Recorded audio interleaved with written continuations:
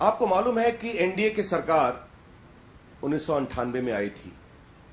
96 बस 13 दिनों की सरकार थी, इसलिए उसकी चर्चा करने की उतनी आवश्यकता नहीं है। उस समय देश के विकास दर 4.78% थी और जब हम 22 मई 2004 को सत्ता से बाहर हुए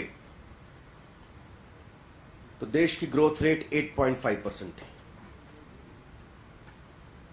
मोदी जी ने 8.4% कहा है वाजपेयी जी की ग्रोथ रेट, वो 1% कमी है।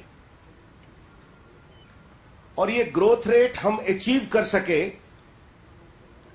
जबकि देश में आपको मालूम है कि पोखरण के बम विस्फोट के बाद, अणुबम विस्फोट के बाद दुनिया की सारी ताकतों ने हम पर सैंक्शन लगाया था।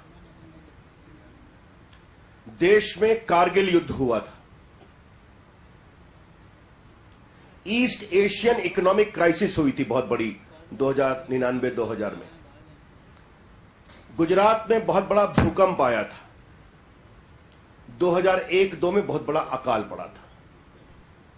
इन तमाम अवरोधों के बावजूद अटल बिहारी वाजपेयी जी की सरकार ने जब सत्ता छोड़ी तो देश की विकास दर 8.5% थी।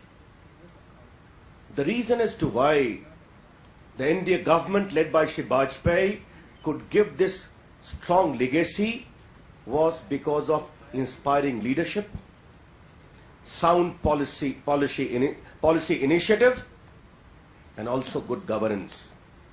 Therefore, the investors, the entrepreneurs, all trusted the NDA regime. And in spite of so much of extreme adversity, such outstanding economic growth could be achieved.